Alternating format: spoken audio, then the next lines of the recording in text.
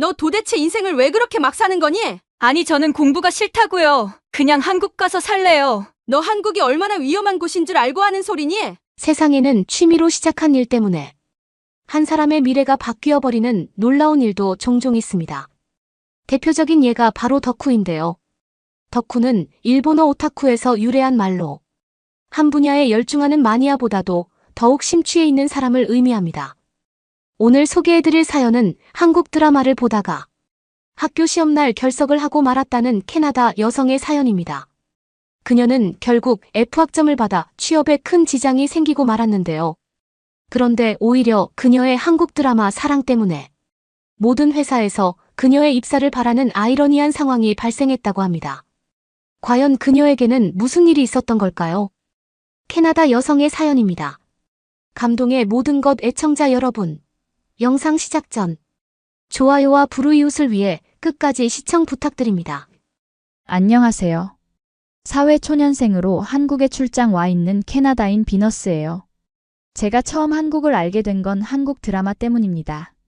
저는 드라마를 보는 걸 좋아하거든요. 그런데 캐나다에는 마땅히 재미있는 드라마가 없어서 주로 외국의 드라마를 많이 찾아보곤 했습니다. 처음에는 미국이나 영국 같은 영어로 된 드라마를 보곤 했는데 어느 순간부터는 배운 적도 없는 한국어로 된 한국의 드라마를 보고 있더라고요. 저는 굳이 장르를 따지지 않는데 한국 드라마는 로맨스부터 스릴러나 가족, 드라마 등 다양한 장르를 보유하고 있었어요. 특히 한국 드라마는 감동적인 스토리텔링으로 유명합니다. 복잡하고 입체적인 구성과 감성적인 전개는 보는 이로 하여금 감정을 자극하고 공감을 자아내죠.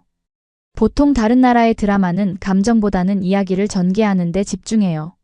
그래서 감정 표현에 서툴죠. 마음이 전해지는 과정을 생략하는 경우도 많고요. 그건 문화적 차이가 있을 수 있는데 적어도 제가 본 외국 드라마 중에서 주인공들의 미묘한 신경전은 한국 드라마가 최고라고 느껴질 정도였어요. 저는 당연히 빠져들게 되었죠. 요즘 젊은 사람들이 주인공이 되는 이야기도 있었지만 한국의 전통 의상인 한복을 입고 옛 조상들의 사랑을 다루는 이야기도 있었어요. 저는 너무 흥미진진했죠. 마치 타임머신을 타고 과거로 돌아간 것 같은 느낌을 받았거든요. 제가 배운 적 없는 역사의 생소한 점도 많았지만 한국 전통 의상인 한복의 아름다운 색상과 라인에 섬세한 매료되어 끝까지 보게 되었습니다. 사실 이렇게 드라마를 보다 밤을 샌 건 하루 이틀 일이 아니었어요. 한 번 보게 되면 대부분 흥미진진한 이야기로 진행되어 도중에 멈추는 게 어렵더라고요. 물론 매일 그런 건 아니지만 보기 시작하면 저도 모르게 아침까지 보게 되는 상황이 많았다는 점이에요. 그리고 문제의 그날도 그랬죠. 그날이 기억나는 건 지금까지 그랬던 평범했던 날과 전혀 달랐기 때문입니다. 대학교 마지막 시험을 앞두고 있었거든요. 평소에 자신 있던 과목이었고 기본적인 답만 작성해 제출해도 졸업하는데 아무 지장이 없던 시험이었죠. 그래서 전날도 아무런 긴장감 없이 편안한 상태에서 한국 드라마를 시청했고요. 하지만 그게 화근이 될 줄은 꿈에도 몰랐습니다. 다음 내용이 궁금해 하나만 더 보자는 심산으로 결국 마지막 화까지 보게 되었고 해가 뜨기 직전 깜빡 잠이 들면서 학교에 지각하게 되었거든요. 학교에 도착했을 때 이미 친구들은 답안을 제출하고 교실을 빠져나오고 있었어요. 뒤늦게 들어갔지만 저는 시험지에 이름도 쓰지 못한 채 낙제 학점을 받을 수밖에 없었습니다. 전 너무 당황한 나머지 울어버렸어요. 졸업에 학점이 중요하게 작용한다는 걸 잘 알고 있기에 1학년 때부터 열심히 학점 관리를 했거든요. 그런데 단 한 과목 때문에 평균을 깎아먹게 되었던 거죠. 예정대로라면 전 졸업생 대표로 연설을 할 만큼 우수한 성적이었어요. 하지만 마지막 시험을 보지 못하면서 평균이 내려가게 되었고 당연히 졸업생 대표도 맡지 못하게 되었습니다. 친구들은 그런절 안타깝게 보았어요. 물론 한심하게 쳐다보는 친구도 있었습니다. 그깟 드라마가 뭐라고 인생을 망치냐고요. 이제 백수가 되어 드라마를 많이 볼 수 있어 좋겠다며 비웃은 친구도 있었죠. 하지만 저는 어떤 변명도 할 수가 없었어요. 맞습니다. 명백한 저의 잘못이고 그 어떤 변명도 통하지 않았죠. 특히 저는 가고 싶던 회사가 있었는데 학점 때문에 지원도 못한다는 게 너무 서글펐습니다. 졸업을 하고 다른 친구들과 마찬가지로 저 역시 취업 준비에 열을 올렸어요. 제 학점으로 갈 수 있는 곳을 찾아야 했죠. 그러다 우연히 제가 가고 싶던 회사의 공고를 보게 되었습니다. 평균 학점이 모자라 지원하는 게 어려웠지만 한국어를 할 수 있는 사람을 우대한다는 문구가 눈에 띄었어요. 한국어라면 자신 있었어요. 그동안 밤새며 한국 드라마를 본 덕분에 웬만한 한국 드라마는 자막 없이 볼 수 있을 정도였거든요. 혹시나 하는 마음에 지원서를 냈습니다. 전공이나 한국어 우대 사항들은 누가 봐도 제가 적임자라는 게 확실했으니까요. 단 하나 학점에 F가 있어 평균 점수가 내려간 게 단점이었지만 우선 부딪혀보기로 마음먹었습니다. 두근거리는 마음으로 지원서를 내고 연락이 오기를 기다렸어요. 서류 심사에서 떨어진다면 전 면접조차 볼 수 없었으니까요. 다행히 면접을 보러 오라는 전화를 받았고 전 이 기회를 놓치지 않기로 마음먹었습니다. 면접장에 갔을 때 면접관들 얼굴을 보는 순간 저도 모르게 긴장감이 풀렸어요. 면접관들 사이에 한국인이 보였거든요. 한국 드라마로 이미 한국인 특유의 생김새가 눈에 익었던 전. 마치 오랜 친구를 만난 것처럼 반가웠죠. 그렇게 면접이 시작되었습니다. 면접은 저의 학점에 관한 이야기로 시작되었어요. 서류 전형에서 탈락할 수 있었지만 지원자 중 한국어를 할 줄 아는 사람이 제가 유일했대요. 그래서 관심은 학점에 쏠려 있었죠. 저는 전체 학점이 내려간 이야기를 꺼낼 수밖에 없었어요. 자연스럽게 마지막 시험으로 이야기가 시작되었고 얼마나 제가 한국 드라마를 보며 한국에 빠져 있었는지 어필할 수 있었죠. 이야기를 듣던 한국인 면접관이 한국어로 저에게 질문했어요. 한국 드라마 중 가장 인상 깊게 본 드라마와 기억나는 대사가 있냐는 질문이었죠. 저는 속으로 쾌재를 불렀습니다. 면접장의 분위기는 제게 유리한 쪽으로 흘러가고 있다고 느꼈거든요. 한국 드라마에 빠지게 된 이유와 드라마를 보며 느꼈던 다른 문화에 대한 궁금증. 그리고 한국이란 어떤 나라일 것 같다는 부분들을 자세하게 대답했어요. 저 역시 대답을 너무 다양하게 해 놀랐습니다. 사실 평소 한국에 대해 어떤 생각을 가지고 있던 건 아니었어요. 한국 드라마를 보며 이런저런 생각들을 했을 뿐 그 모든 생각을 정리한 적이 없었거든요. 한국 드라마를 좋아하는 사람이 주변에 아무도 없었어요. 그래서 말로 꺼내 생각을 정리하고 공유할 일이 하나도 없었습니다. 그러니 제가 어떤 생각을 하고 있는지도 몰랐죠. 하지만 면접 자리는 저에게 물 만난 고기처럼 자유자재로 한국에 대한 생각을 말하게 만들었습니다. 한국 드라마를 많이 본 탓에 지금의 한국 말고도 과거의 한국에 대해서 잘 알았거든요. 그래서 한국의 변하는 유행에 대한 부분들도 이야기할 수 있었고 면접관들은 저희 이야기에 집중하며 많은 관심을 보였죠. 예상했던 결과대로 면접은 합격이었습니다. 한국 드라마에 빠져 시험을 망쳐 울었는데 이젠 한국 드라마로 인해 캐나다 내 대기업에 당당히 합격하게 되었어요.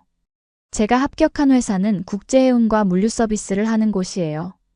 외국어 번역이나 국제 업무 같은 일들이 필요해 외국어를 하는 인재를 선호하죠. 특히 한국은 캐나다 외에도 한류 열풍을 주도할 정도로 엄청난 영향력을 끼쳐요. 그래서 한국이 세계를 어떻게 주도했는지에 대한 관심은 날로 높아지는 추세입니다. 당연히 한국어를 잘하는 사람이 유리할 수밖에 없는 조건이었어요. 한국 드라마로 인해 한국어를 잘하게 된 게 오히려 캐나다 내 우수한 인재들 사이에서도 빛을 발할 수 있는 장점이 되었답니다. 오히려 학점이 우수했지만 한국어 같은 특기가 없었다면 특혜받아 대기업에 취업할 수 없었을 거예요. 사실 마지막 시험을 망치기 전까지는 저도 학점에 목을 맸지만 실제로 대학에서 학점을 잘 받는 학생들은 너무 많아져 크게 메리트가 없어졌어요. 저처럼 한국어 같은 특기가 필요한 시대가 된 것입니다. 한국은 영어를 잘하면 어느 정도 인정을 받는 걸로 알아요. 한국에선 영어를 제2외국어로 인정하면 높이 평가하지만 캐나다의 웬만한 사람들은 영어를 사용해요. 비영어권 국가 중에 캐나다의 영어 실력이 세계 최고라는 조사도 있었죠. 영어를 상당히 유창하게 사용할 수 있는 사람들이 많기 때문에 영어가 취업할 때 유리하게 적용되지 못한답니다. 생각지도 못하게 제가 한국 드라마에 빠진 게 취업할 때 결정적인 역할을 하게 된 셈이죠. 제가 대기업에 취업했다는 소식은 대학 동기들 사이에 빠르게 퍼졌어요. 모두들 취업에 열중이었고 저보다 좋은 학점을 받았던 친구들도 많았으니 대부분이 믿지 못하는 눈치였죠. 제가 마지막 과목에서 F학점을 받으면서 좋은 회사에 취업하지 못할 거라는 이야기가 저도 모르게 퍼져 있었더라고요. 대기업에 취직한 이후 오랜만에 동기들한테 많은 전화와 문자를 받아서 저도 모르게 저에 대한 안 좋은 소문이 돌고 있었다는 걸 알 수 있었어요. 그들은 축하한다는 말을 하지만 믿지 못하는 눈치였어요. 그리고 정말 대기업에 취업한 게 맞냐며 서로 확인하기 바빴습니다. 그리고 하나 같이 비법을 물어왔어요. 지인 찬스를 썼는지 아니면 면접을 통과하는 모범 답안이 있는지 등 다양했죠. 저는 그들의 질문에 단 하나의 답만 내놓았어요.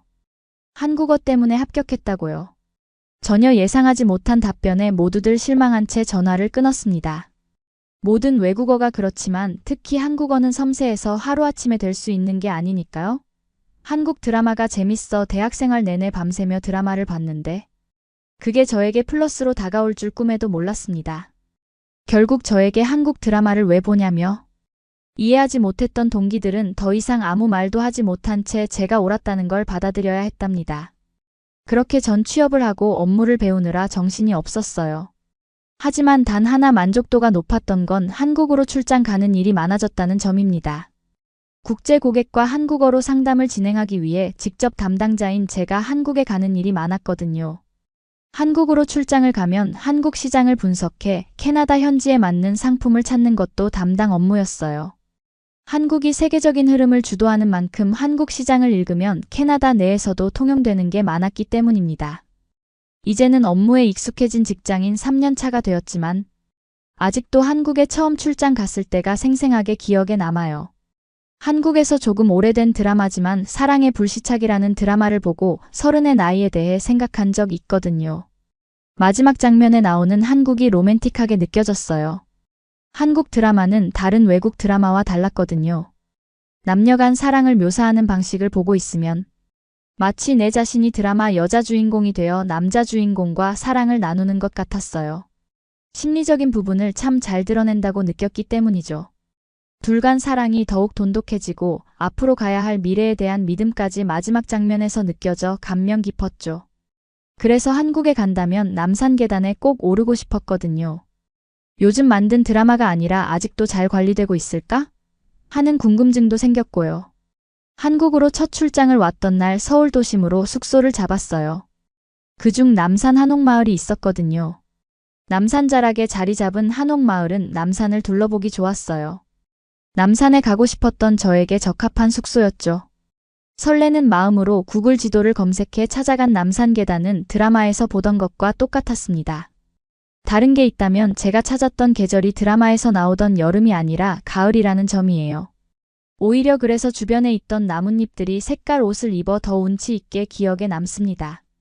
정말 드라마에서 보던 그 장면이 그대로 제 머릿속에 그려졌어요. 저도 모르게 드라마 속 여자 주인공이 된 듯 계단을 올라가면 남자 주인공이 있던 자리를 쳐다보았습니다. 갑자기 웃음이 났어요. 그리던 일상이 제 앞에 펼쳐졌으니까요. 한국 여행을 온다 해도 좋았을 것 같아요. 하지만 출장으로 제가 별도로 내는 비용 없이 회사에서 출장비로 지불되는 범위에서 한국을 관광할 수 있다는 게 더 좋았습니다.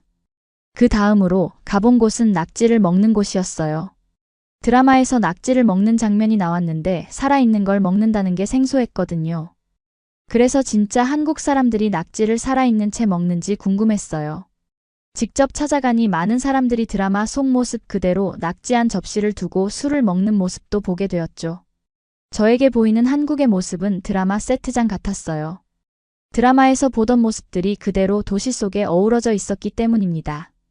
그래서 저는 한국 출장을 갈 때마다 너무 즐거워요.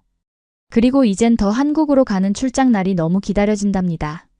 한국 지사에 저와 함께 팀을 이루어 업무를 보는 팀장이 있는데요. 저보다 3살이 많은 한국 남자예요. 제가 회사에 입사해 처음 출장을 갔을 때 그 팀장은 막대리를 달아 실력을 쌓아가던 중이었어요. 일을 배워가는 제 입장과 달라 멋있어 보였죠. 물론 처음엔 외모만 보고 저보다 나이가 어리다고 생각했는데 3살이나 더 많다는 걸 알고 놀라고 난 후 저도 모르게 그 팀장이 눈에 자꾸 들어왔습니다. 그렇다고 뭘 어떻게 한 건 아니었어요. 제가 한국에 출장 가면 길어야 일주일 머물고 다시 캐나다로 돌아오거든요.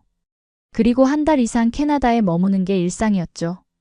그래서 친해지는 것도 한계가 있었습니다. 그런데 어느 날부터 한국에 출장 가면 제자리에 항상 간식이 끊이지 않았어요. 식사를 하고 나면 음료를 사주기도 하고 전과 다르게 가까워졌다는 걸 느꼈죠. 그러던 중 저에게 공연 티켓이 생겼습니다. 회사 상사가 한국에서 인기 있는 공연이라며 보러 가라고 선물을 줬거든요. 한국 회사 내 팀들은 부러워만 하는데 팀장은 달랐어요. 팀장도 보고 싶던 공연이라며 같이 가자는 말을 했기 때문이죠. 저도 모르게 얼떨결에 그래요라고 답했습니다. 그게 첫 데이트였어요. 서로 마음에 담아두고 가까이 갈 방법을 몰랐는데 그 티켓으로 가까워진 거죠. 그렇게 그는 저의 남자친구가 되었습니다. 나중에 남자친구가 말하길 상당히 용기를 내서 같이 공연을 보러 가자는 말을 건넸다고 했어요. 안 된다고 하면 어떡하나 걱정도 했지만 말하지 않으면 아무 진전 없이 출장이 끝난 제가 다시 캐나다로 돌아가게 생각나 용기를 냈다고 말이에요. 그렇게 한국에 제 남자친구가 있어요. 정말 한국 드라마에서 보던 것처럼 남녀간의 설레는 일상이 저에게도 일어났어요. 서로를 그리워하고 작은 말 하나에 세상을 다 얻은 것처럼 웃을 수 있는 요즘이 정말 행복해요. 그리고 이건 자랑일 수 있는데요.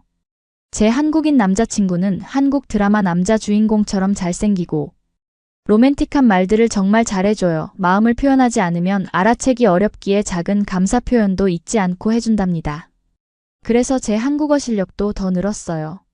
한국어로 매일 2시간 넘게 국제 전화를 하다 보니 한국인 남자친구가 저에겐 정말 좋은 한국어 선생님인 셈이죠. 한국 드라마에 빠져 한국어로 캐나다 대기업에 취업하고 한국인 남자친구를 만나 한국 드라마 여주인공 같은 삶을 살고 있답니다. 정말 신기한 요즘이에요. 여러분은 이번 사연을 통해 어떤 것을 느끼셨나요? 드라마로 배운 한국어 때문에 한국과의 인연을 만들어가게 된 캐나다 여성의 사연이었습니다. 그녀는 한국 드라마에 푹 빠져서 시험을 못 보는 안타까운 실수를 하게 되었는데요. 하지만 한국 드라마를 통해 한국어와 한국 문화를 접하게 되면서 원하던 기업에 취업하는 놀라운 결과를 만들어냈습니다. 언어는 기본적으로 사람들과 소통할 수 있는 중요한 도구인데요.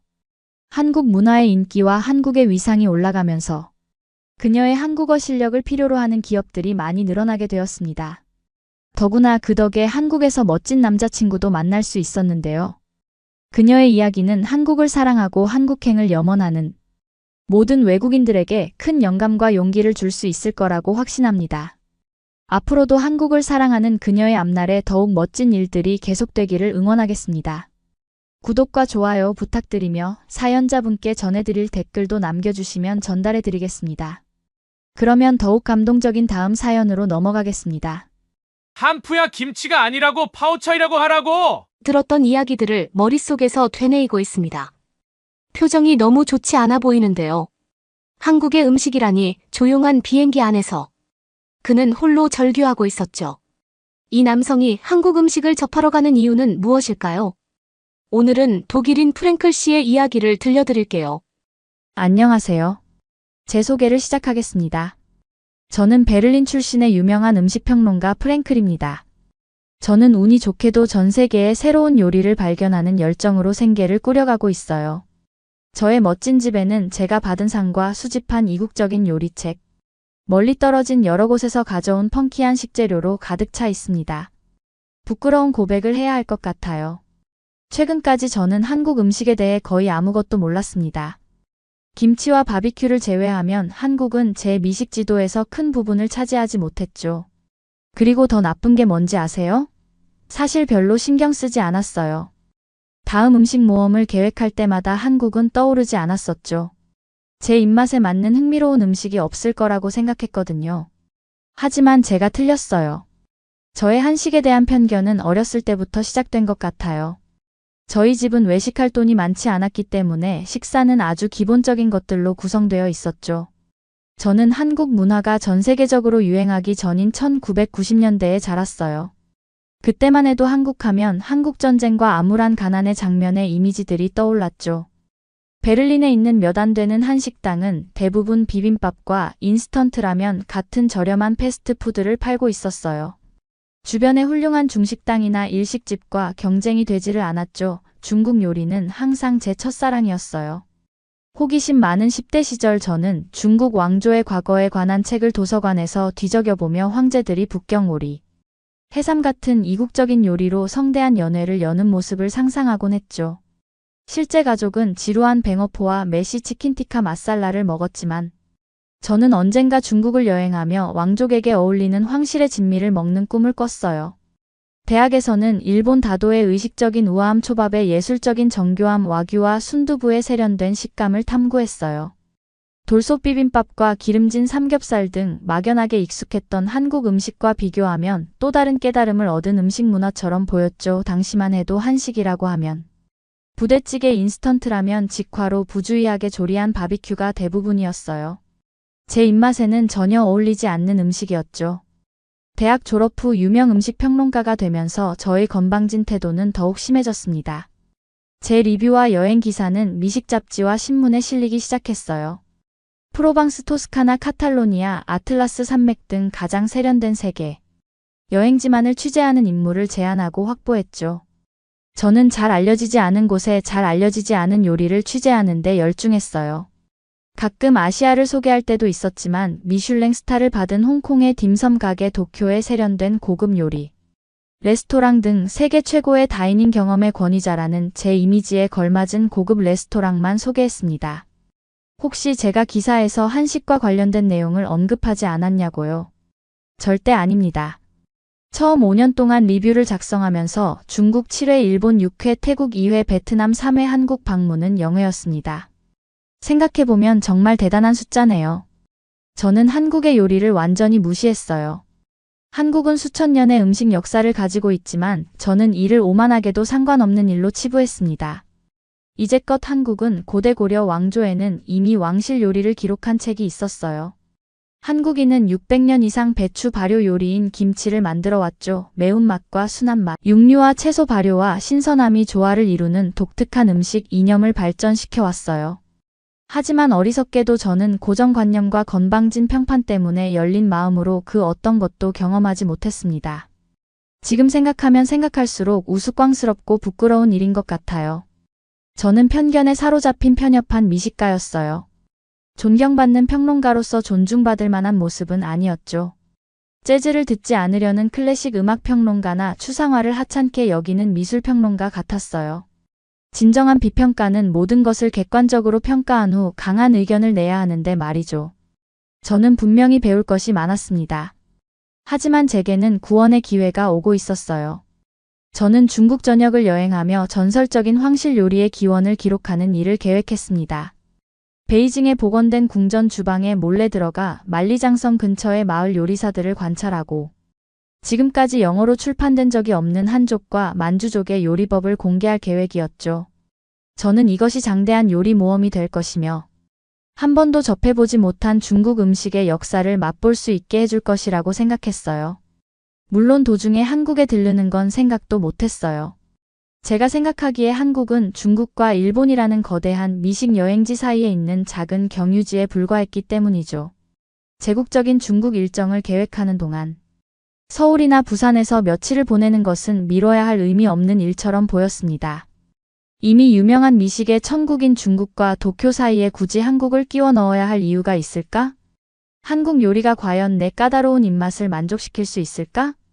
저는 한국을 다시 생각하지 않고 베이징에서 도쿄로 가는 직항편을 이용할 계획이었어요. 베이징에서 비행기에서 내리자마자 저는 중국에서 펼쳐질 장대한 음식 모험에 대한 설렘으로 가득했습니다. 고대 후퉁을 돌아다니며 마을 어르신들로부터 비법을 전수받고 시간이 흘러 사라진 고대 황실 요리를 공개하는 상상을 했죠. 이 여행은 마침내 중국 요리의 권위자로 자리매김하는 제 커리어의 정점이 될 거라고 생각했습니다. 적어도 저는 그런 환상을 갖고 있었죠. 하지만 현실은 완전히 달랐습니다. 베이징의 고급 호텔에 체크인했을 때 첫 번째 문제의 징조가 나타났어요. 직원이 저를 객실로 안내하는 동안 저는 그가 KFC 봉지를 들고 있는 것을 발견했어요. 제 머릿속에 있던 시대를 초월한 문화적 전통의 이미지와 심하게 충돌했습니다. 저는 제 기분을 꺾지 않기 위해 노력했습니다. 후퉁과 시골로 들어가면 정통성을 충분히 느낄 수 있을 거라고 생각하면서 말이죠. 방에 짐을 풀고 첫 번째 식사 장소인 자금성 주변의 유서 깊은 퉁 지역으로 열심히 발걸음을 옮겼어요. 회색 벽돌 골목길과 낡은 상점들이 즐비한 이 지역은 제가 찾던 옛 정취를 물씬 풍기고 있었죠. 저는 현대화의 영향을 받지 않고 대대로 전해 내려오는 레시피를 찾을 수 있을 거라 기대하고 있었어요. 제 블로그 독자들은 한때 황제 개인 요리사가 사용했던 비좁은 주방에서 만두를 말던 할머니들의 시적인 묘사에 열광할 거라고 생각했죠. 하지만 거리를 돌아다니면서 제 열정은 서서히 시들해지기 시작했어요. 거리에는 영어로 쓰여진 정통 중국 음식이라는 화려한 간판을 내건 식당이 많았어요. 또 출입구에서 흘러나오는 노래방 음악과 팝 음악에 움찔했죠.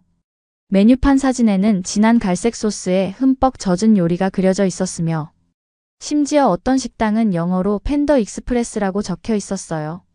제가 상상했던 황실 요리의 숨겨진 보고는 대체 어디에 있는 걸까요? 그럼에도 불구하고 저는 인내를 가지고 더 둘러보기로 했습니다. 외관이 덜 촌스러운 식당에 앉아서 전통적인 외관에 숙련된 솜씨가 숨겨져 있기를 바랐어요. 저는 적절히 역사적으로 느껴지는 몇 가지 요리를 주문했습니다. 북경오리 계란 방울 수프 치킨 등의 음식들을 말이죠. 하지만 음식이 도착하자마자 제 기대는 무너졌어요. 오리 껍질은 충분히 바삭하지 않았고 달걀 방울은 분명히 섞어 만든 것이었으며 닭고기를 적시는 달콤한 소스는 완전히 혐오스러웠습니다. 그중 최악의 부분은 함께 제공되는 산더미 같은 흰 쌀밥이었어요.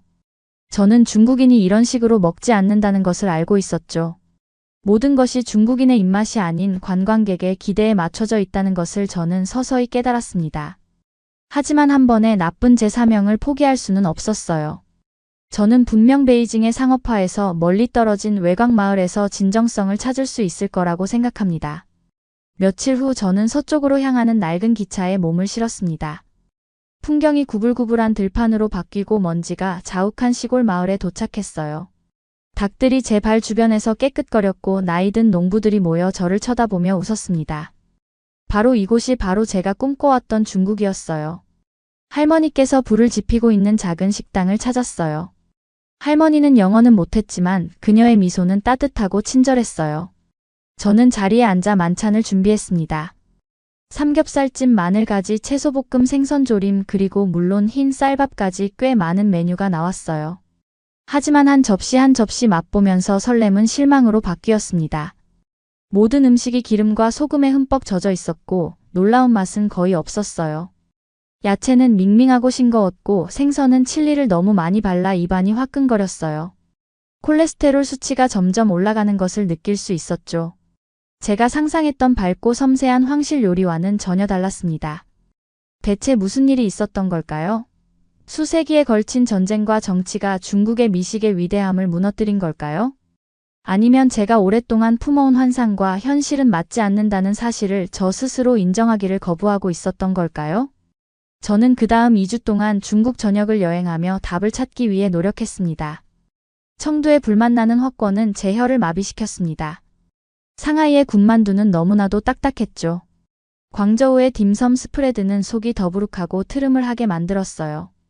여기저기서 눈에 띄는 몇 가지 요리를 제외하고는 제가 간절히 기대했던 요리의 훌륭함을 찾지 못했습니다. 마지막 희망 베이징의 유명한 국영 레스토랑에서 열린 화려한 연회에서 나왔습니다. 저는 그 위상에 걸맞게 전통 요리가 완벽하게 구현되기를 바랬어요. 하지만 미지근한 고기와 생선 요리가 차례로 등장했고 지나같이 단조롭고 짠맛이 강해 저는 실망감을 느꼈습니다. 중국이 제공해야 할 최고의 음식은 그저 평범함 그 자체였어요. 중국의 미식의 비밀을 밝히겠다는 저의 원대한 계획이 왜 이렇게 잘못됐을까요? 비참하게 남은 음식을 먹다 보니 마침내 진실이 드러났어요. 저는 이상화된 과거에 갇힌 중국 요리에 대한 인위적인 관념에 집착하고 있었어요. 열린 마음으로 요리에 접근하는 대신 이해할 수 없는 문화에 기대를 걸고 있었죠. 일본과 유럽은 저에게 감동을 줄 수 있는 공정한 기회를 주었습니다. 왜 중국은 안 될까요? 혼란을 정리하면서 제 블로그 게시물은 더욱 신랄해졌습니다. 저는 북경오리를 관광객을 유인하는 허접한 음식이라고 표현했고 조조 장군의 치킨을 중국의 존엄성에 대한 범죄로 묘사했습니다. 심지어 중국이 현대화를 서두르느라 요리의 위대함을 잃어버렸다고 주장하기도 했죠. 지금 그 말을 다시 읽어보면 저의 극적인 과잉 반응에 움찔하게 되기도 합니다. 하지만 제 모든 불평은 상황을 개선하는 데 아무런 도움이 되지 못했어요. 저는 이번 여행에서 제가 상상했던 경력을 결정지을 만한 콘텐츠를 얻을 수 없다는 냉혹한 현실을 받아들여야 했죠. 제 환상의 중국은 역사책과 제 환상의 상상 속에서만 존재했습니다. 중국의 진정한 요리의 혼은 전혀 발견하지 못했어요. 낙담하고 허탈한 마음으로 베이징을 떠나 서울로 향하면서 한국에 오면 실망의 연속이 계속되는 건 아닐까 하는 생각이 들었어요. 저는 중국에서 세계 최고의 중식 요리 전문가로 성장하는데 모든 희망과 꿈을 걸고 있었기 때문이죠. 이제 그 계획은 엉망이 되었지만 제 마음 한 구석에는 제가 갈망하던 인생의 전환점이 될 만한 미식의 여정을 한국이 제공할 수 있을지 궁금함도 피어올랐습니다. 인천공항을 나서며 저는 불안한 마음으로 밝은 가을 햇살에 눈을 깜빡였습니다. 중국에 대한 실망감 이후 새로운 음식에 대한 열정이 바닥을 치고 있었기 때문이죠. 서울은 도쿄로 가기 전 경유지에 불과했지만 이제는 전환점이 되었어요. 과연 한국의 미식계는 저의 낮은 기대치를 뛰어넘을 수 있을까요? 아니면 실망의 연속이 계속될까요? 오랫동안 한국 음식에 대한 거부감을 가지고 있던 저는 가난한 경제를 반영하는 칙칙한 콘크리트 건물과 실용적인 요리를 반쯤 예상했어요. 한국전쟁 이후에도 여전히 맛없는 배급식이나 미국이 제공한 음식을 먹는 한국인의 모습을 상상하고 있었죠. 한심하게 들리겠지만 제 머릿속에 서울은 회색 하늘, 딱딱한 얼굴, 평범하거나 수준 낮은 음식들 뿐이었어요. 하지만 효율적이고 깔끔한 공항이 그런 잘못된 선입견에 깨뜨리기 시작했습니다. 트렌디한 식당들이 줄지어 있는 곳, 위에는 세련된 모니터를 통해 드라마틱한 한국팝 뮤직비디오가 흘러나오고 있었어요. 감각 있는 인테리어에 세련된 카페가 사원에서 영감을 받은 찻집 옆에 나란히 하고 있었죠. 완벽한 과일과 다채로운 프랑스식 페스츄리가 담긴 상자를 사기 위해 활기찬 사람들이 줄을 서고 있었어요. 이곳이 제가 상상했던 빈곤에 찌든 암울한 나라가 맞나요? 빠른 기차를 타고 도심으로 들어서자 더 많은 놀라움이 찾아왔습니다. 차장 밖에는 우뚝 솟은 유리로 된 고층 빌딩에 둘러싸인 고풍스러운 궁궐들이 펼쳐져 있었어요. 네온 사인이 켜진 쇼핑거리에는 최첨단 패션으로 치장한 젊은이들의 웃음소리로 활기가 넘쳤습니다. 도시의 에너지 사이사이에는 수백 년의 지혜가 깃든 고요한 사찰이 곳곳에 함께 자리하고 있었어요. 서울은 과거와 미래 450년 조선 왕조의 수도와 21세기 번영이 자연스럽게 어우러진 자랑스러운 도시였어요. 제가 예상했던 콘크리트 폐허나 암울한 비참함은 그 어디에서도 찾아볼 수 없었습니다. 이곳은 제가 생각했던 서울이 아니었어요. 저는 아직 불안한 마음으로 호텔 방으로 향했어요. 하지만 방에 들어갔을 때의 미니멀하고 세련된 디자인은 제 선입견을 다시 한번 깨뜨렸죠. 따뜻한 조명과 깔끔한 라인. 첨단 기술이 품위와 절제미를 발산하고 있었어요. 섬세한 종이 스크린은 우아한 수묵화를 묘사하고 있었습니다. 오칠한 나무차 서비스와 도자기는 세련된 장인 정신이 돋보였고, 포근한 침구에서 은은한 라벤더와 쑥향이 풍겨나와 지친 감각을 이상하게 달래주었어요. 전쟁으로 폐허가 된 황무지였던 제 머릿속에 대한민국이 어디에 있는 걸까요? 명동시장으로 향하며 저는 제 편견에 대한 더 많은 모습들에 대비했습니다. 제 잘못된 상상과 일치하는 칙칙한 한국의 모습을 상상하며 제 마음을 다잡았죠. 골목길에 들어서자 노점상을 찾는 사람들로 가득 찬 풍경이 눈에 들어왔습니다. 지글지글 고기를 굽는 진한 냄새가 따뜻한 포옹처럼 거리를 뒤덮으며 저에게 가까이 오라고 손짓하고 있었어요. 사람들 사이를 헤집고 들어가자 눈이 번쩍 뜨이기 시작했어요. 눈을 돌리는 곳마다 시각적 풍요로움이 제 감각을 공격했죠. 수십 가지 색의 잘 익은 과일 더미들이 조명을 받고 있었습니다. 진홍색 고추장과 고소한 참기름통에서 반짝반짝 빛이 나고 있었어요. 제 머리만 한 문어가 통에 담겨 있었으며 알 수 없는 반짝이는 고기가 진열되어 있었죠. 이 풍경들은 상상을 초월하는 풍요로운 모습들이었어요. 이 거부할 수 없는 광경에 배가 꼬르륵거리기 시작했어요. 제 머릿속의 회의적인 목소리가 이 모든 것은 보여주기 위한 것일지도 모른다고 속삭였지만 이토록 맛있는 냄새가 나는 간식을 먹어보는 것이 정말 나쁠까요? 뱃속에서 꼬르륵거리는 소리가 음식들을 먹어보라고 간청했습니다. 그 후 몇 시간 동안 저는 경계심을 내려놓고 마음껏 먹었습니다. 참나무 훈제 국물에 탱글탱글한 우동면을 꿀꺽 삼켰어요. 파향이 가득한 김이 모락모락 나는 어묵에 혀를 불태웠어요. 바삭바삭한 껍질 안에 육즙이 가득한 고기와 완벽한 조화를 이루는 손바닥 크기의 통닭을 먹었죠. 소박한 겉모습 속에 숨어있는 순수한 세련미가 느껴졌습니다. 매운 불빛이 빛나는 밤이 되었을 때쯤 저는 완전히 정신을 잃었어요. 이곳은 더 이상 제 상상 속의 서울이 아니었죠. 향기, 맛, 색감 그리고 순수한 즐거움은 제가 한국에서 기대했던 모든 것을 뛰어넘었습니다. 저의 부당한 선입견이 무너지고 있었지만 아직 제 완고한 자존심은 쉽게 포기하지 않았어요. 뭔가 더 있을 것 같았습니다. 이 오감의 향연에는 분명 제가 미처 발견하지 못한 부족함이나 심심함이 숨겨져 있을 겁니다. 저는 더 깊이 파고들어야 한다고 생각했어요. 그 후 며칠 동안 저는 저의 편견 속에 존재하는 한국을 계속 찾아다녔어요. 하지만 서울 시민들은 제 편견을 뒤엎을 다른 모습들을 가지고 있었습니다. 광장시장에서는 손때 묻은 앞치마를 두른 아줌마들이 제 한심한 젓가락질을 꾸짖으며 제 식탁에 고소한 파전과 달콤한 막걸리 한 사발을 감당할 수 없을 만큼 쌓아주었어요. 동대문 골목에서는 할머니들이 제 얇은 옷에 혀를 끌끌 차며 따뜻한 목도리를 어깨에 둘러주기도 했죠. 제 가슴을 둘러싼 차가운 껍질이 조금씩 녹아내리기 시작했습니다. 이 평범한 사람들의 진정한 따뜻함과 정신이 저의 잘못된 냉소주의를 무너뜨렸어요. 그들의 친절에는 어떠한 대가를 바라는 것과 같은 불순한 동기가 없었어요. 비웃을 각오로 서울에 들어섰지만 서울 사람들은 저를 미소 짓게 만들었습니다. 하지만 저는 아직 편견의 파편들을 고집스럽게 붙잡고 있었어요. 마치 자신이 틀렸다는 것을 인정하지 않으려는 삐친 어린아이처럼. 저는 새롭게 겪고 있는 이 한국의 경이로움을 억지로 억누르고 있었죠. 제가 예상했던 한국의 끔찍한 재앙을 이제 곧 맛보게 되겠죠. 하지만 서울에서의 2주가 끝날 무렵 저의 편견들은 결국 완전히 무너져 내리고 말았습니다. 한식은 제가 생각했던 맛들을 무너뜨렸을 뿐만 아니라 그 기대치를 100배 이상 뛰어넘는다는 사실을 마침내 인정하게 되었죠. 저는 그동안 무지하고 편협했던 제 편견에 맞는 모습만 보아왔던 것입니다. 서울 시민들은 저를 그저 오만한 외국인 허풍쟁이로 치부할 권리가 있었지만 오히려 그들의 개방성과 연민은 빛을 발했습니다. 무모한 저의 자만심이 저를 실패의 길로 이끌었지만 서울은 여전히 두 팔 벌려 저를 환영해주고 있었어요. 그들은 저의 어리석은 선입견에 대해 아무런 원한도 품지 않았습니다. 부산행 기차에 오르기 전 저는 겸허한 마음으로 고개를 숙이며 또 다른 새로운 여정이 시작된다는 것을 알았어요. 편견이라는 편협한 시각을 버리고 한국 음식을 온전히 이해하기 위한 여정 열린 눈과 마음, 그리고 마음으로 새롭게 시작할 시간이었죠. 부산에 도착하자 과거의 짐이 한꺼번에 사라지는 것을 느꼈습니다. 상쾌한 바다 공기와 갈매기 울음소리가 새로운 시작을 알리는 것 같았어요. 서울은 저의 편견을 깨뜨리고 한국의 풍요로움에 마음을 열어주었어요. 이제 저는 어떠한 판단이나 제한 없이 진정으로 뛰어들 준비가 되었어요.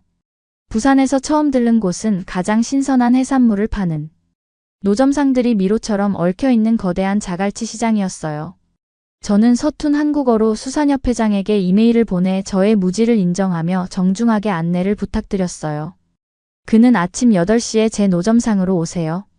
라는 짧은 답장을 보내왔습니다. 안개가 자욱한 아침 저는 키조개, 깃털개, 뾰족한 성게 등 심해에 기이한 생물들로 가득한 체인성 아저씨의 가판대 앞에 겸손히 섰습니다. 그는 고개를 들어 늦었네라고 중얼거리더니 다시 번개처럼 빠른 속도로 조개를 까기 시작했죠. 저는 어떻게 해야 할지 몰라 잠시 멈칫했어요. 갑자기 아저씨가 걸음을 멈추고 미소를 지으며 농담을 건넸어요.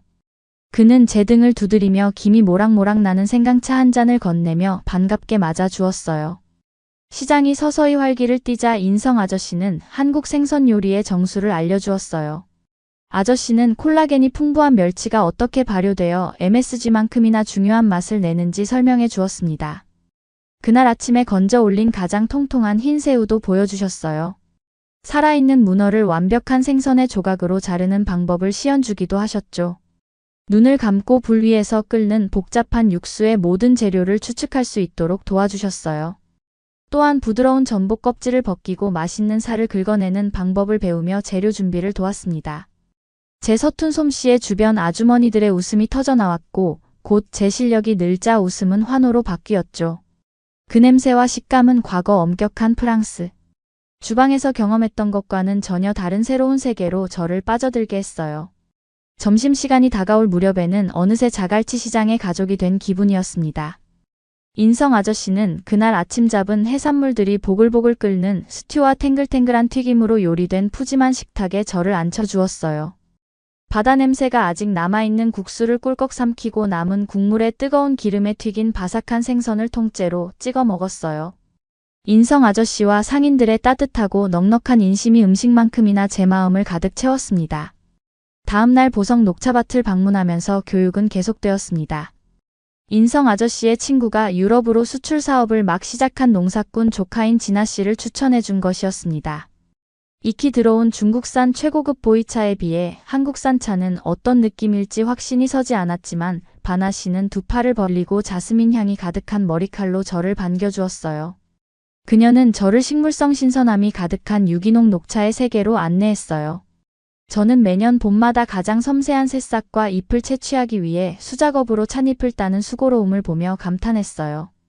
깨끗한 산속 물의 섬세한 거품에 가려진 찻잎을 맛보고 이상적인 찻잎 모양에 대한 교육을 받았습니다.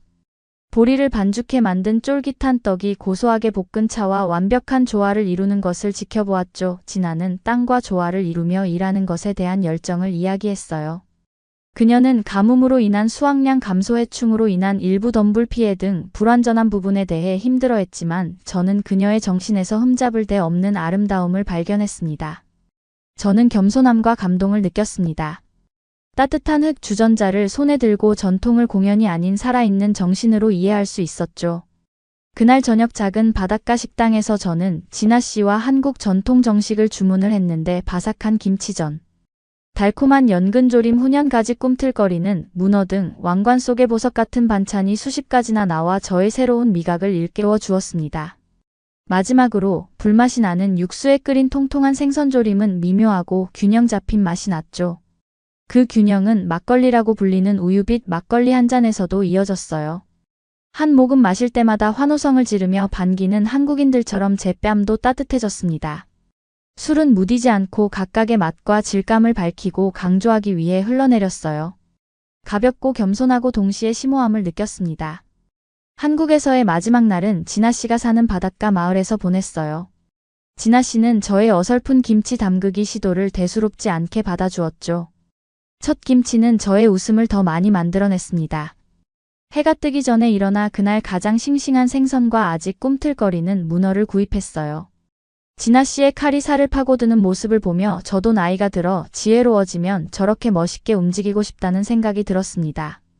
함께 조용히 시간을 보내며 진아 씨는 전쟁 후 한국인들이 겪은 식량 부족, 가족과의 이별, 잔인한 가난의 끊임없는 위협 등 고난에 대해 이야기해 주었어요. 저는 어리석게도 한국인들은 지루하고 가공된 식량만 만들 수 있을 거라고 생각했었습니다. 하지만 그녀의 경험을 듣고 있자니 저의 무지에 눈물을 흘리고 싶었어요. 하지만 진아 씨는 여전히 희망과 기쁨으로 미래를 이야기했어요. 그녀는 저희 같은 젊은 세대들이 옛것을 인정하면서도 두려움 없이 혁신하면 한식이 더 발전할 수 있을 거라고 말했어요. 그녀는 제가 서투른 김치 담그기와 생선 손질도 연습하면 나아질 것이라며 그 모습을 기대하겠다고 말했죠. 마지막 날 아침 진아 씨는 여전히 아삭하고 싱싱한 고추 반찬 밥과 함께 푸짐한 단호박죽, 두 번째 담가 제대로 숙성된 톡 쏘는 김치찌개 등 잔치를 준비해 주었어요. 모든 음식은 가장 순수한 재료와 조리법을 통해 그녀의 불굴의 정신을 반영하고 있었죠. 음식은 말로 다 전할 수 없는 것을 말해주고 있었어요. 천천히 먹다 보니 왠지 그 맛에는 고대 왕부터 전쟁터 아이, 스마트폰에 빠진 젊은이까지 한국 문화의 세대가 고스란히 담겨 있는 것 같은 기분이 들었어요. 혁신과 전통이 어우러진 음식은 단지 보여주기 위한 행위가 아니라 인간을 지탱하는 땅과 인간을 이어주는 일상의 의식이었죠. 그 어떤 정교한 프랑스 메뉴도 이런 지혜와 겸손 정성을 담을 수는 없을 것입니다. 저는 사랑으로 가득한 밥상의 축복을 받은 것 같았어요. 빈 접시 위에 낮은 자세로 고개를 숙이며 눈물을 흘리며 진아 씨에게 감사 인사를 했어요. 모든 것을 알고자 하는 권위자가 되기 위한 저의 탐구는 여기서 끝났습니다. 이제 중요한 것은 열린 눈과 마음으로 그 사랑을 돌려주는 것입니다. 그러면 더욱 재미있는 다음 사연으로 넘어가겠습니다. 한복이 아니야. 중국의 학교에서 학생들끼리 큰 소리를 내면서 싸우고 있습니다. 대부분이 한국 것들을 제대로 발음하라고 소리 지르고 있는 것들인데요. 왜 이러는 걸까요? 정말. 안녕하세요. 저는 중국에서 국제학교를 다녔던 라니마라고 해요. 저희 아버지는 사업적인 감이 있으신 분이었거든요. 그래서 제가 중학교를 입학할 무렵부터 저는 중국에서 살았어요. 생각보다 언어는 문제가 되지는 않았어요. 그런데 제가 입학한 국제학교는 미국으로 대학을 갈 수 있는 커리큘럼이 다 짜여 있었어요. 그래서 중국의 고위 간부들이나 돈이 많은 재벌들의 자식들도 많았었는데요. 아빠는 아직도 중국에 계세요. 중국에서 업을 하다가 다른 나라로 돌아오려면 중국의 모든 사업체를 버리고 와야 하거든요. 언제 막힐지는 모르겠지만 그래도 오래 중국에 계시려고 하는 것 같아요. 저는 돈은 이제 좀 덜 벌어도 되니까. 제발 아빠가 돌아오면 좋겠어요. 중국에서 학교를 다닐 때 힘든 일들이 많았거든요. 지금은 저는 미국으로 대학을 왔고요. 그래도 고등학교 친구들은 중국 친구들이 많아요. 얘네도 미국으로 대학을 온 애들이 많거든요. 그런데 얘네가 옛날에는 이 정도가 아니었는데 제가 봤을 때 거의 한국에 대한 자격지심에 쩌들어 있었어요. 일단 중국의 미세먼지 문제가 다들 심각한 건 아시죠? 얘네는 죽어도 미세먼지가 중국 탓이라고 생각을 못했어요. 정말 세뇌가 이렇게 무서워요. 뭐든지 중국의 책임은 없다고 하는 입장이었죠. 물론 이사 오기 전에도 중국의 악명 높은 대기오염 문제에 대해 막연하게나마 들어본 적이 있었습니다. 하지만 스모그와 모래먼지가 매일 폐를 공격하는 것을 직접 경험하는 것은 참 차원이 달랐습니다. 엄마는 우리를 집으로 재촉하며 공기가 나쁘지 않을 때만 외출하는 전략이 필요하다고 말씀하셨어요. 그래서 우리는 강박적으로 오염지수를 확인하고 나쁜 날에 외출해야 할 경우 마스크를 착용하는 습관을 들이기 시작했습니다. 야외 산책과 같은 기본적인 활동도 위험수 있다는 사실을 알게 되니 몹시 우울했습니다. 공이 없는 맑은 캘리포니아에서 자라면서 항상 당연하게 생각했던 편안한 호흡이 그리워졌어요. 공기가 좋지 않으니 스포츠와 체육 수업에도 영향을 미쳤습니다. 저는 특별히 운동을 잘하는 편은 아니었지만 고향에서 의무적으로 체력 테스트를 받을 때는 항상 괜찮게 통과했습니다.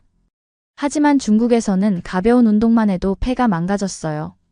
체육 시간에 지구력 달리기를 할 때 저는 비참하게 꼴찌를 했는데 현지에서 자란 반 친구들은 그 영향을 덜 받았어요. 공연은 제 폐를 약화시켜 짧은 조깅조차도 힘들게 만들었습니다. 초등학교 시절에는 축구와 테니스가 쉬는 시간에 가볍게 즐길 수 있는 오락거리였습니다. 하지만 지금은 한 번에 몇 분만 견디고 나서야 휴식을 취해야 했습니다. 그래서 지금 캘리포니아로 돌아와서 말 그대로 다시 맑은 숨을 쉴 수 있게 된 것 같습니다. 황금빛 노을빛 아래 서서 호화로운 심호흡을 할 수 있습니다. 기침이나 긴장감 없이 맑은 공기와 새소리 따스한 온기를 머금은 피부만 느껴지죠. 목적 없이 동네를 산책하는 것만으로도 기분이 좋아지는 것은 이제 할 수 있기 때문입니다. 미세먼지 하니까 생각나는 게 있는데요. 중국이 설날 즉 음력 1월 1일만 되면 폭죽을 엄청나게 터뜨리는 거 아세요? 정말 미친 듯이 터뜨리는데요. 이 폭죽 때문에 머리가 아플 지경이에요. 하늘에 구름이 아예 안 보이거든요. 베이징시 정부는 그래서 2015년부터는 폭죽놀이를 금지했는데요. 폭죽 사용을 언금하겠다는 문자를 거주 시민들에게 휴대폰으로 전송했었던 기억이 나요? 폭죽으로 인한 대기오염을 방지하기 위해서요. 실제로 춘절 이후로 대기오염 등급이 5등급이나 높아지는 일도 있었거든요. 폭죽 제한 조치가 내려지지 않은 근교 지역 초미세먼지 농도는 중국 기준치보다 10배, 세계보건기구 권고치보다 무려 20배를 넘어서서 뉴스에 나온 적도 있어요. 심지어 올해는 다시 불꽃놀이를 허가했대요. 폭죽과 불꽃놀이가 중국의 전통문화이기 때문에 전통문화 보전을 위해서 다시 허용해야 한다는 입장들이 많더라고요. 저는 처음에는 관심이 없다가요. 중국에서 고등학교를 같이 다녔던 친구들이 자기들 SNS에 갑자기 불꽃놀이를 막 올리는 거예요. 그래서 그제서야 알았어요. 뭔가 얘네가 다 같이 주장하고 있는 게 있구나 라고요. 처음에는 이 주제가 온라인과 오프라인에서 폭발적으로 퍼지기 전까지는 크게 생각하지 않았습니다. 친구들은 한국이 중국으로부터 빼앗으려는 전통을 되찾아야 한다는 내용의 바이럴 게시물을 공유하고 있었죠. 유네스코의 불꽃놀이를 보존할 가치가 있는 한국 고유의 풍습으로 인정해달라는 신청서를 제출했다고 합니다. 실제로 중국 최대 검색 엔진 바이두에서 한국 불꽃놀이를 검색하면 한국이 세계유산 신청을 통해 중국 문화의 흔적을 지웠다는 글이 최상단 뜹니다. 한국문화재청은 단 한 번도 그런 일이 없다면서 부인을 했는데요. 아니 생각해보세요. 누가 불꽃놀이를 세계문화유산에 등재할 생각을 하겠어요. 어이가 없죠. CCTV와 같은 관영 미디어 사이트는 한국이 중국의 진정한 불꽃놀이 소유권을 숨기기 위해 유네스코 문서를 비밀리에 보관하고 있다는 비난을 증폭시켰습니다. 바이두에서 한국 불꽃놀이를 검색하면 중국 문화 정체성을 지운다는 비난이 자동 입력되었습니다. 심지어 한국의 기상청이 서울의 불꽃놀이 시야를 거짓으로 예측해 기상학을 왜곡했다는 비난을 받기도 했습니다. 반환 수사하는 날이 갈수록 더욱 심해졌습니다. 재미있게도 한국의 유네스코 유산 등재 신청에 대한 신뢰할 만한 근거는 공개적으로 드러난 적이 없습니다. 문화재청은 불꽃놀이 전통에 관한 신청서를 제출한 적이 없다고 명백히 부인했습니다. 하지만 이러한 사실도 여론의 흐름과 분노한 수백만 명의 중국 민족주의자들을 멈추게 하지는 못했습니다. 심지어 요즘 중국은 치파오를 지우고 있는 거 아세요? 옛날에는 중국 드라마를 보면 치파오가 자주 나왔었거든요. 그런데 요즘은 치파오가 아니라 한복이랑 비슷한 모양이 나오는 거예요. 저는 처음에는 그래서 한국 드라마 리메이크를 한 줄 알았어요. 그런데 자꾸 한복이라고 안 부르고 억지로 한푸라고 부르더라고요. 한푸라고 부른다고 그게 한푸가 되겠어요. 부르기만 한푸라고 부르는 거죠. 중국의 인기 의상 드라마에서 한복과 똑같이 생긴 옷을 한복이라고 부르는 것을 처음 봤을 때 너무 혼란스러웠어요. 제가 북경에서 고등학교 3학년을 다닐 때였는데 이 전통 의상의 정체성 논쟁이 한창 불거졌을 때였죠. 중국계 미국인 2세인 저는 그 전에는 그 차이를 몰랐다는 사실을 인정할게요. 그저 막연하게 영화에 나오는 할머니의 치파오와 우아한 커튼을 중국 드레스라고 불렀을 뿐이었죠. 하지만 지금은 특히 중국인들 사이에서 한복과 치파오를 구별하려는 거대한 움직임이 일어나고 있습니다. 청삼은 비교적 최근에 진화한 것으로 추정되며 1920년대 상하이에서 여성들이 전통적인 예복을 버리고 몸을 감싸는 현대적인 드레스를 입기 시작하면서 처음 인기를 끌기 시작했다고 합니다. 따라서 운동가들은 중국식 장인 정신을 높이 평가하면서도 서양의 영향으로 오염되었다고 선언했습니다. 반면 한복은 왕조를 거슬러 올라가 고대 한족 복식의 진정한 변색되지 않은 표현으로 소개되었습니다. 제 친구들은 2000여 년 전에 한복 계보를 추적하는 정교한 차트 그래픽을 보여주며 문화적 자긍심을 고취시켰습니다. 갑자기 일상복과 교육을 옹호하는 한복만 입는 순수주의 그룹이 등장했습니다. 그들은 한복이 만주풍 청삼 대신 드라마 속 의상을 대표하는 의상으로 격상되기를 원했습니다. 보통 어느 나라나 그렇잖아요. 나이 있는 사람들이 더 보수적이고 젊은 사람들이 더 진보적이잖아요. 제가 봤을 때 중국은 그 반대예요. 오히려 젊은 애들이 더 중화 사상에 찌들어 있어요. 중국이 최고고 다른 모든 나라들이 중국을 다 베낀다고 생각하거든요. 한국에 대해서는 훨씬 더 심하고요. 얘네는 정말 어렸을 때부터 더 시진핑이 독재하에 자라와서 더 심한 것 같아요. 그런데 미국인 입장에서 보면 그냥 억지예요. 누가 봐도 한국 걸 가지고 우기는 중국인밖에 없어요. 중국에서 살 때 정말 힘들었던 게요. 중국 친구들은 뭐만 하면 이건 잘못됐는데요. 이건 중국 건데요. 라고 외쳤어요. 국제고등학교라고 했잖아요. 진짜 지리 시간이 괴로웠을 정도예요. 지리 시간이랑 역사 시간이요. 저는 고등학교 역사 및 지리 수업에서 민감한 중국 관련 이슈가 나올 때마다 끌어오르던 긴장감이 아직도 생생하게 기억납니다. 국제학교였기 때문에 중국뿐만 아니라 대만, 홍콩 등 다양한 배경을 가진 아이들이 꽤 많았습니다. 열린 마음을 키우려는 최선의 의도에도 불구하고 복잡한 정치적 주제를 다루다 보니 학생들의 격한 감정과 비난이 쏟아져 나와 감당하기 어려웠습니다. 아시아 지역 프레젠테이션에서 분쟁 중인 섬과 해역에 걸쳐 중국의 영유권을 주장하는 영예를 표시하는 구단선을 언급했던 기억이 납니다. 어린 시절의 대부분을 중동에서 해외 생활을 한 저는 이곳이 중국과 주변국 간의 화약고와 같은 분쟁 지역이라는 사실을 알지 못했습니다. 하지만 중국인 친구 릴레이의 생생한 반응은 저에게 빠른 교훈을 주었습니다. 그녀는 수업이 끝난 후 제가 중국의 정당한 역사적 권리에 대한 서구의 선전을 의도적으로 편들고 있다고 비난했습니다. 중립적인 지도에 대한 그녀의 격한 감정적 반응에 너무 당황스러웠어요.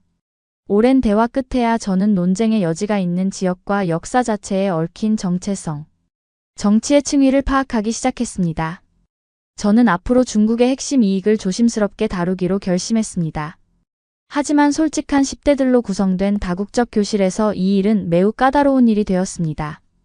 특히 홍콩 출신 학생들은 중국 본토 정부의 입장을 권위주의적 세뇌라며 적극적으로 거부했습니다. 이들의 목소리 큰 도전은 종종 논쟁을 불러일으키며 세션을 정치적 지뢰밭으로 만들었습니다. 노박 선생님은 합리적인 사람이라면 누구나 동의하지 않을 수 있다는 점을 부드럽게 상기시키며 상황을 통제하기 위해 최선을 다했습니다. 우리는 정부에서 승인한 자료뿐만 아니라 신뢰할 수 있는 여러 출처를 논문에 인용하도록 권장받았습니다. 하지만 선동적인 비난을 억제하면서 비판적 분석을 촉발하는 것은 아슬아슬한 줄타기였습니다.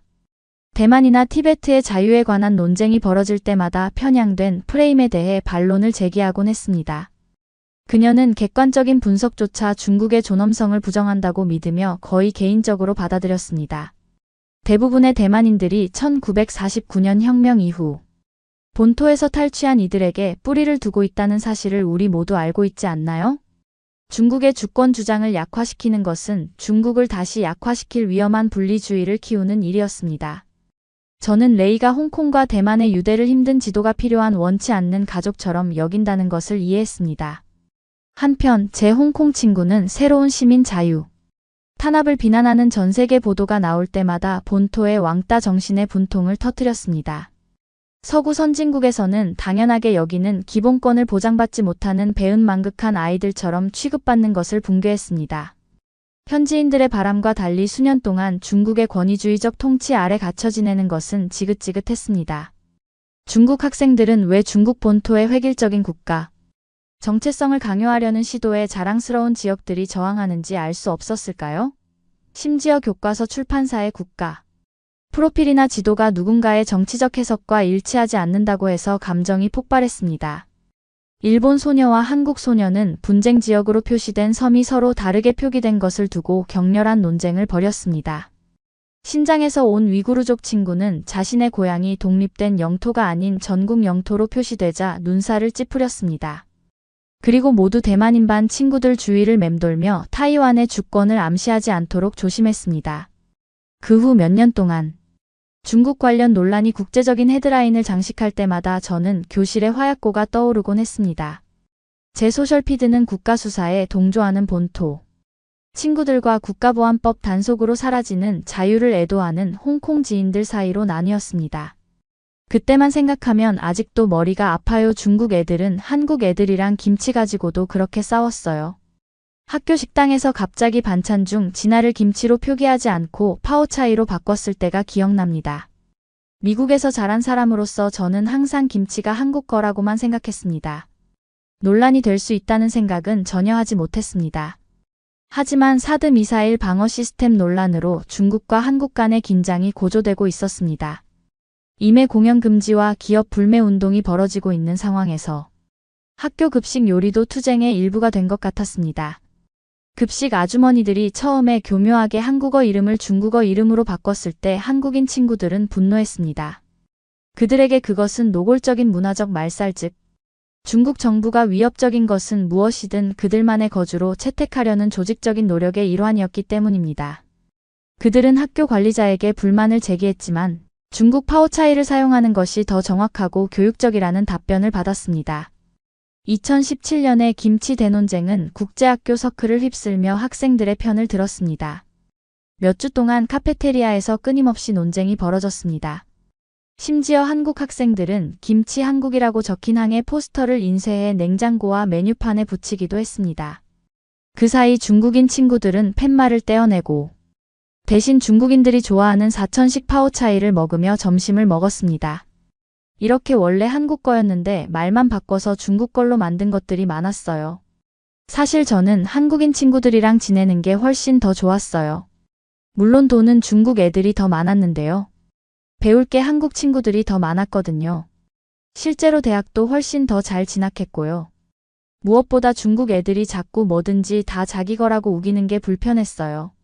고등학교 동창들 중 상당수가 미국이나 한국을 열등한 나라라고 막말을 하면서도 은근히 영주권이나 시민권 취득을 간절히 원했던 것은 아이러니한 일이었습니다.